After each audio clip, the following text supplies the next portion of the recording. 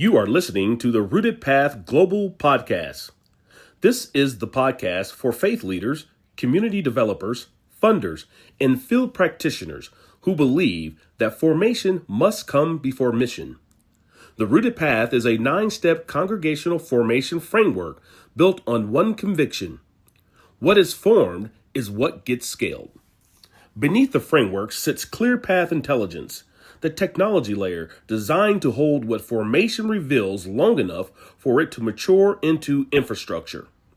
Because the field has had theology, it has had methodology. What it has never had is a system to hold its memory. The companion book is now available on Amazon.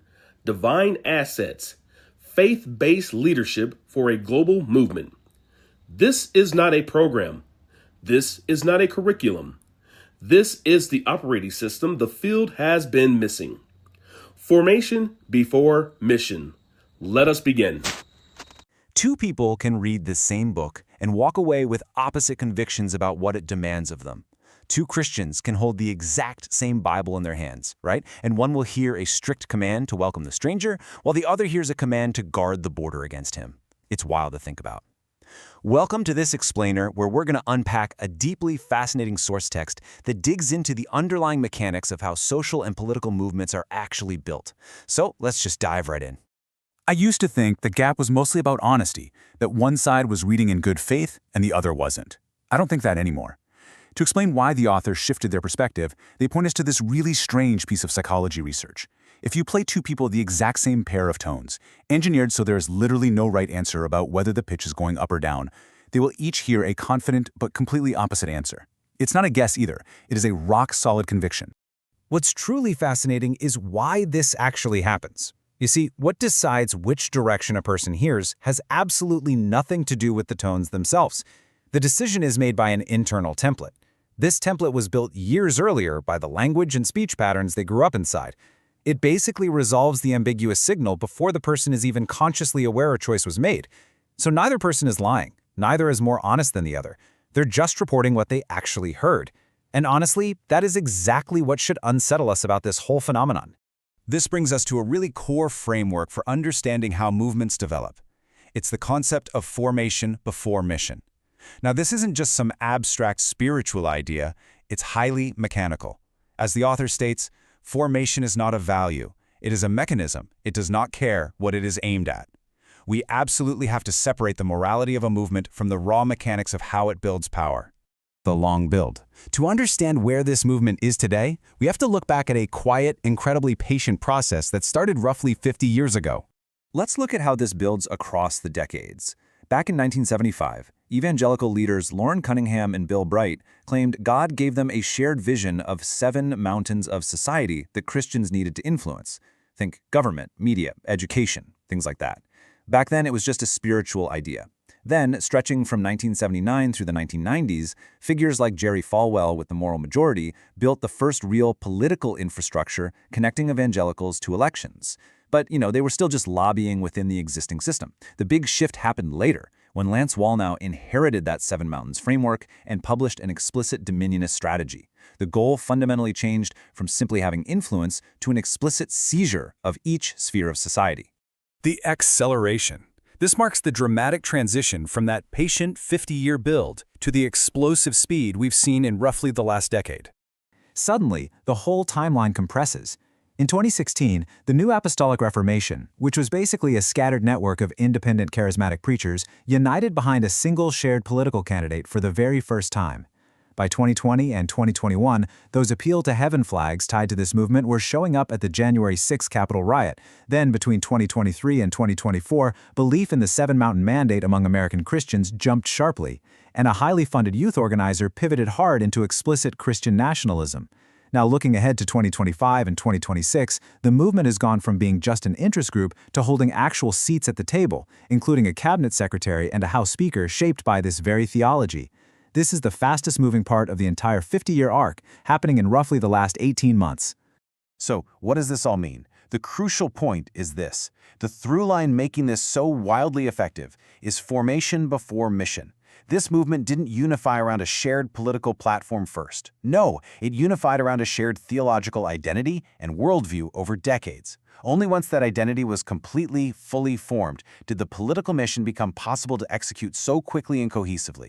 The rapid speed we see today is not the story itself. It's just the mission phase of something that finished its formation phase a long, long time ago. The speed is the proof. This same law at a smaller scale. We can actually watch this exact mechanism operate inside a single political administration.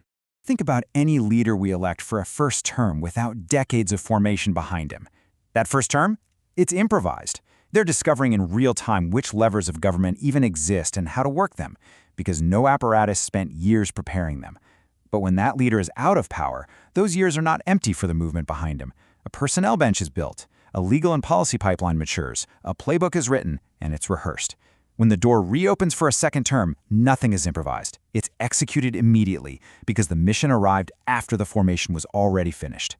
What the reaction proves from the other direction. If we look at the opposing forces, the contrast in this mechanism becomes even more glaring.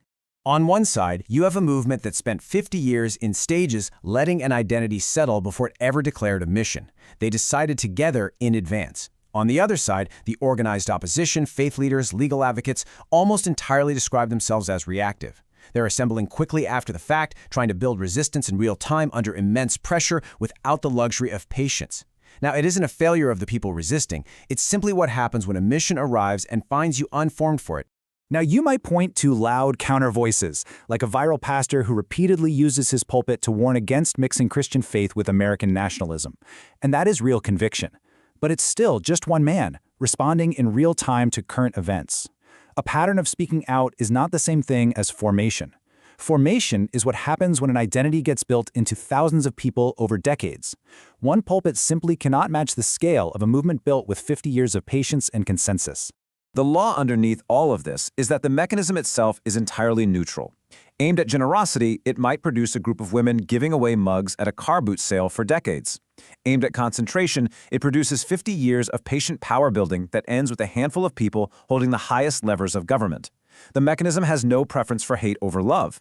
And honestly, that reality should actually give us hope, because love, if it's patiently formed and unified over the same amount of time, in the same number of people, is absolutely not the weaker force. However, the author provides a vital guardrail for this framework.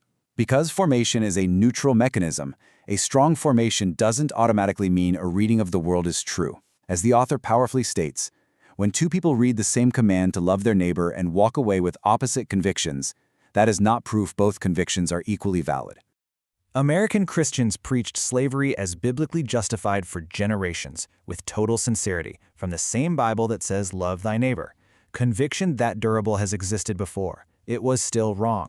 The author is really hammering home a critical distinction here. Durability and correctness are two completely different properties. Just because a movement is successfully and patiently built does not mean it's right.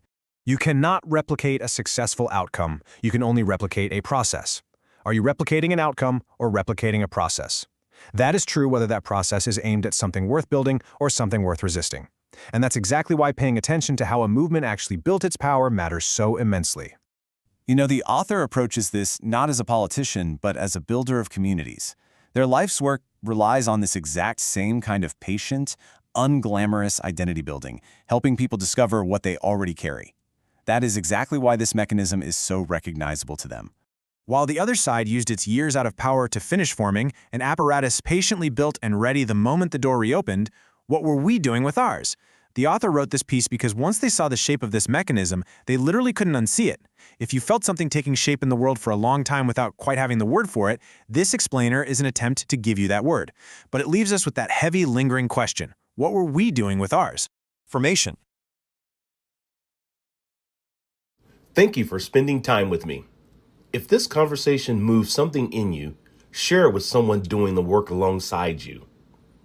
I'm Damian Curd, still operating on the oldest theology in the room. Love thy neighbor. Until we meet again, stay rooted, my friends.